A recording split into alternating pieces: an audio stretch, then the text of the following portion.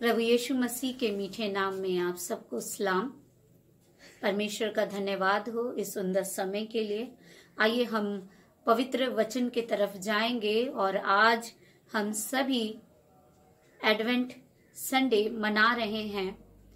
Advent Sunday का मतलब है कि प्रभु यीशु मसीह का आगमन जो दूसरा कमिंग है उसके बारे में है, और जो आज से ही पूरे विश्व में प्रभु यीशु मसीह के आने की तैयारियां शुरू हो जाती हैं, क्योंकि हम सबको पता है कि 25 को हम प्रभु यीशु मसीह का जन्मदिन मनाते हैं। तो आज से ही वो सारी तैयारियां शुरू हो जाती हैं हमारे प्रभु उद्धारकर्ता के आने की।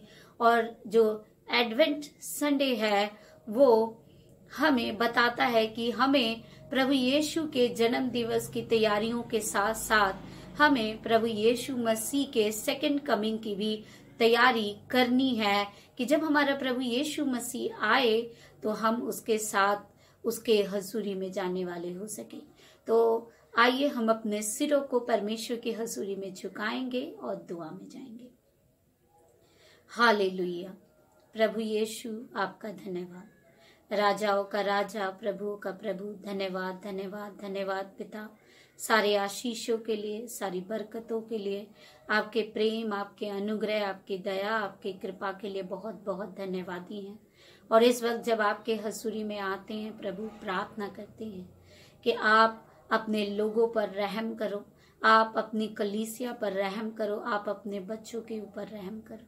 जब पिता परमेश्वर हम सभी मिलकर प्रभु जी आज इस पवित्र दिन में आपके हैकल में, आपके हजूरी में आकर आपकी महिमा और आपकी प्रशंसा करते हैं, होने दो पिता कि हम सबके जीवन के द्वारा आपकी महिमा और आपकी प्रशंसा हो। जो भी वचन पढ़ा जाए, सुना जाए, उस पर आपकी आशीष और आपकी बरकत हो। सारी आदर महिमा आपको देते हैं, प्रभु यीशु मसीह के नाम से मांगते हैं, आमीन। आज का जो हमारा टॉपिक है वो है watching for the Christ with patience and hope, कि धीरज और आशा के साथ मसीह की प्रतीक्षा हमें करना है। और जो वचन हम पढ़ेंगे वो लिया गया है लूका की अंजील, gospel of Luke chapter 12 35 to 40। लूका की अंजील और उसका 12 अध्याय और उसकी 35 आयत से लेकर 40 आयत तक यहाँ इस प्रकार लिखा है। मैं आप सबके लिए पढ़ूंगी। तुम्हारे कमरे कभी बंधी रहे और तुम्हारे दिए जलते रहें, और तुम उन मनुष्यों के समान बनो जो अपने स्वामी की बाट देख रहे हो कि वह विवाह से कब लौटेगा, कि जब वह आकर द्वार खटखटाए तो तुरंत उसके लिए खोल दे। धन्य है वे दास जिन्हें स्वामी आकर जागते पाए। मैं तुमसे सच कहता हूँ कि वह कमर बांधकर उन्हें भोजन करने को बिठाएगा और पास आकर उसकी सेवा करेगा। यदि वह रात के दूसरे पहर या तीसरे पहर में आकर उन्हें जागते पाए तो वे दास धन्य हैं। परंतु तुम यह जान रखो कि यदि घर का स्वामी जानता कि चोर किस घड़ी आएगा तो जागता रहता और अपने घर में सेंध लगने ना देता। तुम भी तैयार रहो, क्योंकि जिस घड़ी तुम सोचते भी नहीं उसी घड़ी मनुष्य का पुत्र आ जाएगा। ये परमेश्वर का वचन है। इसके पढ़े और सुने जाने पर आशीष और बरकत हो, आमीन। परमेश्वर का वचन जो आज हमें इस पवित्र दिन को ये बताना चाहता है कि हर एक वो इंसान जो प्रभु यीशु मसीह पर विश्वास करता है, हर एक वो इंसान जो प्रभु यीशु मसीह को अपना उद्धारकर्ता, अपना मुक्तिदाता मानता है, प्रभु कह रहे कि हर एक इंसान को अपनी तैयारी में लगे रहना है। हर एक इंसान को जागते रहना है और अपने जीवन को देखते रहना है कि क्या मेरा जीवन प्रभु के साथ जुड़ा हुआ है कि नहीं, या क्या मैं, मेरा परिवार और मेरे बच्चे क्या प्रभु जब हमें लेने आएगा, क्या हम पूरी तरह से तैयार हैं?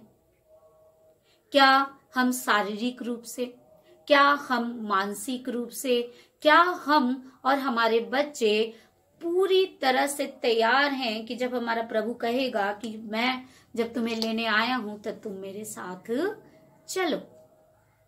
परमेश्वर के वचन में हमने पढ़ा और परमेश्वर का वचन हमें और आपको ये बताना चाहता है कि हमें अपनी तैयारी कर कर रखना है। अगर हम तैयार नहीं होंगे तो हम प्रभु के साथ जा भी नहीं सकेंगे। और परमेश्वर के वचन में लिखा है 35 आयत में, तुम्हारी कमरे बंधी रहें और तुम्हारे दिए जलते रहें। तुम्हारी दिए जो हैं वो जलते रहना चाहिए। जब हम देखते हैं, जब हम शाम होती है ना, जब अंधेरा होने लगता है, तो हम देखते हैं कि उस समय जब इलेक्ट्रिसिटी नहीं था तो लोग अपने अपने घरों में दिए जलाया करते थे कि जो अंधेरा उनके ऊपर छाया हुआ है, उस दिए की प्रकाश से वो पूरा कमरा उजियाला हो जाए कि उन्हें किसी भी तरह की अंधेरे से तकलीफ ना हो। और आज हम देखते हैं कि हमारे पास बहुत सारी फैसिलिटीज हैं, हमारे पास एलईडी लाइटें हैं, एक से एक लाइटें हैं जिसको हम जलाकर रखते हैं। क्यों जलाकर रखते हैं? क्योंकि किसी को भी अंधेरे में रहना पसंद नहीं है। हर एक इंसान चाहता है कि वो लाइट में रहे। और अगर थोड़ी देर के लिए अगर लाइट भी चली जाती है तो हम परेशान हो जाते हैं और हम कहते कब लाइट आएगी। अंधेरे में रहना बहुत ही मुश्किल है। परमेश्वर का वचन कहता है कि जिस प्रकार इंसान को अंधेरे में रहना पसंद नहीं है, उसे आत्मिक रूप से भी अपने दिलों के अंदर, अपने मनों के अंदर एक दिया जलाकर हमेशा रखना है और अपने आप को, कमर को बांधकर अपने आप को तैयार रखना है। तैयारी बहुत जरूरी है मसीही जीवन के लिए। हम देखते हैं हर एक काम को करने के लिए हमें प्रिपेयर होना पड़ता है। चाहे वो बच्चों की स्टडी है, बच्चे एक दिन में ही पढ़कर एग्जाम नहीं देते, वो पूरी साल अपनी पढ़ाई करते हैं और पढ़कर वो अपने एग्जाम को देते हैं। हम देखते हैं कि हर एक इंसान को तैयारी करनी पड़ती है और उन तैयारियों को करने के लिए, चाहे वो स्टडी हो, चाहे वो ट्रेनिंग हो, चाहे वो कोई भी काम हो, उसको तैयार करने के लिए उनको बहुत मेहनत की जरूरत पड़ती है। अगर बच्चे मेहनत नहीं करते हैं तो उनको अच्छे परसेंटेज, अच्छे मार्क्स नहीं आते हैं। या अगर कोई बच्चा ट्रेनिंग कर रहा है और अगर वो अपनी ट्रेनिंग को अच्छी तरह से नहीं करता है, प्रैक्टिकल नहीं करता है, तो हम देखते हैं कि जब वो फील्ड में जाकर काम करना पड़ता है तो उसको बहुत ज्यादा परेशानियां का सामना करना पड़ता है। उसी प्रकार हमारा प्रभु यीशु मसीह हमें और आपको कहता है कि जब हम प्रभु की संतान हैं, जब हम प्रभु के लोग हैं, जब हम प्रभु पर विश्वास करते हैं, तो प्रभु हमसे और आपसे यह चाहता है कि हम भी इस धरती पर रहते हुए अपने आप को तैयार करें, अपने आप को तैयार करें। मानसिक रूप से, शारीरिक रूप से, मेंटली हम पूरी तरह से तैयार रहें कि हमारा प्रभु जब आए वो हमें कहे कि मेरे बेटा, मेरी बेटी, मेरे बच्चे, तुम तैयार हो और मेरे साथ चलो। क्यों वो इसलिए कहता है? क्योंकि कहता है कि उस समय के बारे में, जब हमारा प्रभु आएगा, उस दिन के बारे में कोई भी जानता नहीं है, कोई भी जानता नहीं है। बस वो प्रभु परमेश्वर ही जानता है कि वो कब आएगा और वो हमें कब लेकर जाएगा। इसके लिए हमें अपने आप को अभी से ही तैयार कर कर रखना है कि जब भी हमारा प्रभु आए हम उसके साथ जा सके और हमें धीरज के साथ और पूरी आशा लगाकर हमें उसकी उड़ीक में रहना है। क्योंकि 40 आयत को हम पढ़ते, यहाँ लिखा है, तुम भी तैयार रहो, क्योंकि जिस घड़ी तुम सोचते भी नहीं उसी घड़ी मनुष्य का पुत्र आ जाएगा। परमेश्वर का वचन कहता है कि हमें अपने आप को हमें अपने आप को प्रतीक्षा के साथ और धीरज के साथ हमें परमेश्वर की उड़ीक करनी है। अगर हम एक वचन को पढ़ेंगे, हम खोलेंगे 2 तिमोथी और उसका 3 अध्याय, 2 तिमोथी और उसका 3 अध्याय और उसकी 8 आयत से हम पढ़ेंगे कुछ वर्सेस को। यहाँ इस प्रकार लिखा है, हे प्रियो, यह बात तुमसे छिपी ना रहे कि प्रभु के यहाँ एक दिन 1000 वर्ष के बराबर है और 1000 वर्ष एक दिन के बराबर है। प्रभु अपनी प्रतिज्ञा के विषय में देर नहीं करता, जैसी देर कुछ लोग समझते हैं, पर तुम्हारे विषय में धीरज धरता है और नहीं चाहता कि कोई नष्ट हो, वरन यह कि सबको मन फिराव का अवसर मिले। कई लोग कहते हैं इतने साल हो गए, 1000 साल हो गए, 2000 साल हो गए, इतने वर्ष हो गए, प्रभु तो अभी आ नहीं रहा है। तो हम क्या करते हैं, हमें जो मन में अच्छा लगता है, हमें जो अच्छा लगता है हम वो करें। प्रभु तो अभी आने में देर है।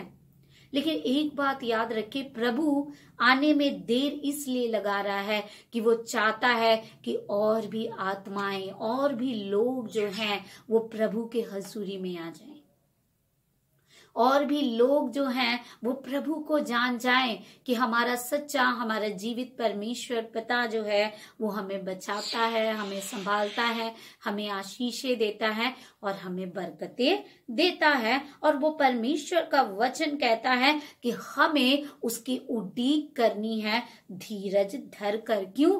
क्योंकि प्रभु चाहता है कि हर एक इंसान बच जाए, और इसीलिए वो देर कर रहा है कि कोई ना कोई इंसान वो परमेश्वर की हजूरी में आ जाए, वो परमेश्वर को जान ले, परमेश्वर के वचन के अनुसार अपने जीवन को बिताए। इसीलिए प्रभु अभी भी देर कर रहा है कि बहुत सारी रूहें जो हैं, जो अभी भी अंधकार में हैं, जो अभी भी परमेश्वर से दूर हैं, वो परमेश्वर के हजूरी में आ जाएं। लेकिन हम जो इंसान हैं, हम सब कुछ जान कर भी अगर अनजान होकर बैठे रहें तो ये हमारे लिए बहुत मुश्किल की बात है। हमने 10 कुंवारियों के बारे में पढ़ा है कि जो मत्ती की अंजील उसका 25 अध्याय को जब हम पढ़ते हैं तो वहां पर लिखा है, 1 आयत से शुरू हो जाती है कि किस प्रकार से वहां 10 कुंवारियां हैं, और 10 कुंवारियों में से हम देखते हैं कि 5 जो कुंवारियां हैं वो बुद्धिमान हैं और 5 जो कुंवारियां हैं वो निर्बुद्धि हैं। और जो 5 बुद्धिमान कुंवारियां हैं उन्होंने अपनी पूरी तैयारी की हुई थी। वो शारीरिक रूप से तैयार थी, वो मेंटली तैयार थी, वो अपने आप को ओवरऑल प्रिपरेशन में लेकर आई थी। उन्होंने मशाले ली, अपने साथ तेल लिए और हर एक तैयारी उन्होंने किया था कि उन्हें किसी भी चीज की घटी और कमी ना हो जाए दूल्हे से मिलने के लिए जब दूल्हा आए। लेकिन हम देखते हैं जो 5 निर्बुद्धि कुंवारियां थीं, उन्होंने अपनी तैयारी को पूरी तरह से किया नहीं था। उन्होंने कुछ ना कुछ घटी और कमी उनके अंदर रह गई थी। उन्होंने मसाले ली थी लेकिन उन्होंने वो तेल नहीं लिया था जो उनको बहुत जरूरी था। और हम देखते हैं कि जब दूल्हा आता है तो 5 बुद्धिमान कुंवारियां उनसे मिलने चली जाती हैं और जो निर्बुद्धि कुंवारियां हैं वो तेल ढूंढने चली जाती हैं। हमारा हाल भी ऐसा ना हो जाए कि जब हमारा प्रभु आए, जब वो हमें ढूंढे, जब वो हमारा नाम लेकर हमें पुकारे कि मेरे बच्चों मैं आया हूं, तुम मेरे हजूरी में आओ कि मैं उस अनंत जीवन का तुमको अधिकारी बनाऊं, तब हम वहां उपस्थित ही ना हो।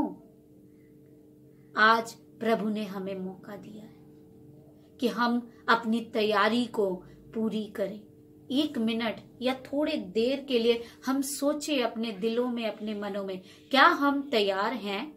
अगर आज हमारा प्रभु यीशु मसीह कहे कि तुम मेरे साथ चलो, तो क्या हम तैयार हैं? क्या हमारे बच्चे तैयार हैं? क्या हमारे परिवार तैयार हैं? क्या हमारे प्रियजन तैयार हैं उसके साथ उसके हजूरी में जाने के लिए? हमें ये सोचने की जरूरत है। लेकिन हम देखते हैं, हम कहते हैं अभी तो लेट है प्रभु यीशु मसीह के आने में, तो हम क्या करते हैं? अपनी मनमानियां करते हैं। हमें जो अच्छा लगता है हम करते हैं, और जब समय आएगा तब देखा जाएगा, तब हम अपने आप को तैयार करेंगे। एक कहावत है, आग लगे खोए कुआं कैसे आग बुझाए। कि जब आग लगेगी और हम तभी अगर कुआं खोदना शुरू करेंगे तो आग को हम कभी भी बुझा नहीं सकेंगे। प्रभु का वचन कहता है अपने आप को हम तैयार करें, जागें, आत्मिक रूप से हम जागे और हम देखें कि क्या कमियां हमारे जीवन में है, क्या घटियां हमारे जीवन में है, क्या बात है कि हम अभी भी परमेश्वर के वचन के अनुसार अपने जीवन को चला नहीं पा रहे हैं। क्या चीज है जो हमें परमेश्वर के वचन के अनुसार चलने से हमें बाधाएं डाल रही हैं, उसके तरफ हमें फोकस करने की जरूरत है। उसके तरफ हमें फोकस करने की जरूरत है कि हमारा प्रभु जब आए तो वो हमें कहे कि आओ मेरी संतान, आओ मेरी संतान, मेरे हजूरी में आ जाओ।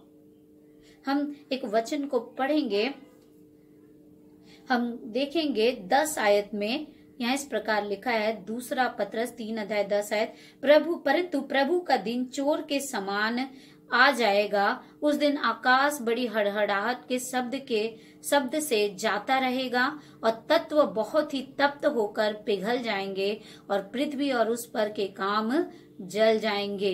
हालेलुया। परमेश्वर का वचन कहता है कि हमारा जो प्रभु यीशु मसीह है वो चोर के समान आएगा। हम देखते हैं जब चोर चोरी करने जाता है वो किसी को बता के नहीं जाता कि आज मैं तुम्हारे घर पे चोरी करने आ रहा हूं। किसी को पता नहीं होता है और चोर चोरी कर कर लेकर चला जाता है।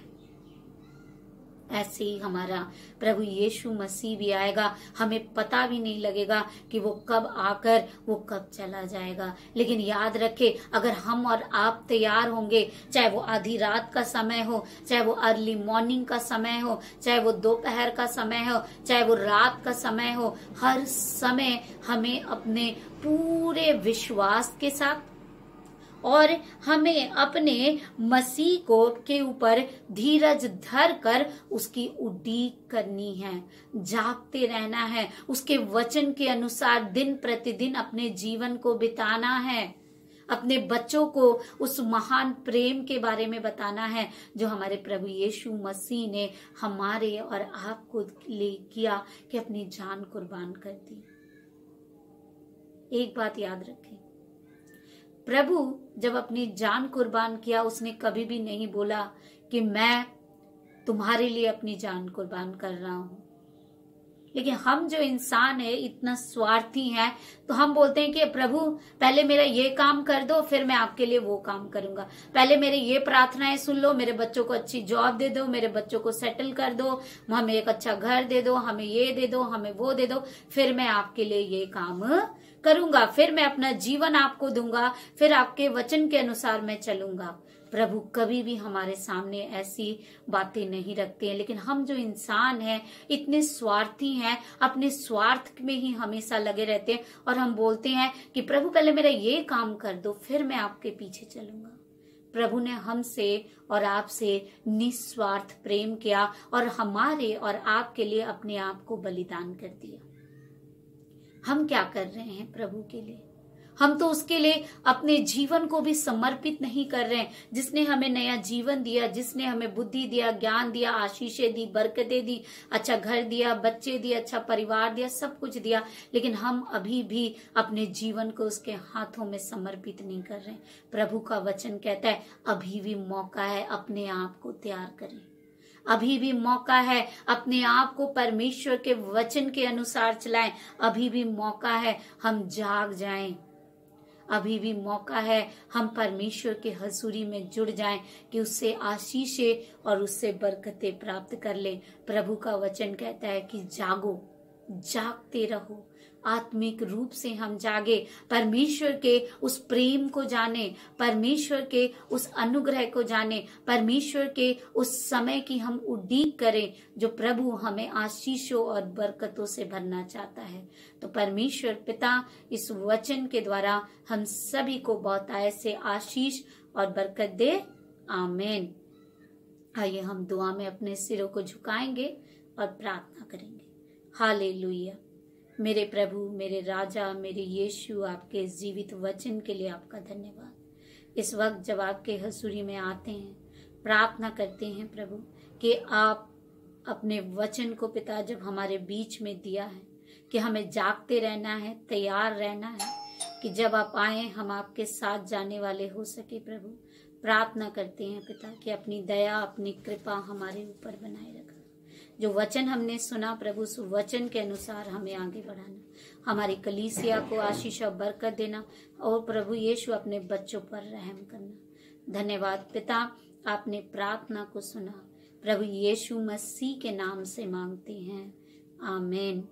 ऐ हमारे बाप, आप जो आसमान पर हैं, आपका नाम पाक माना जाए, आपकी बादशाहत आए, आपकी मर्जी जैसे आसमान पर पूरी होती है जमीन पर भी हो।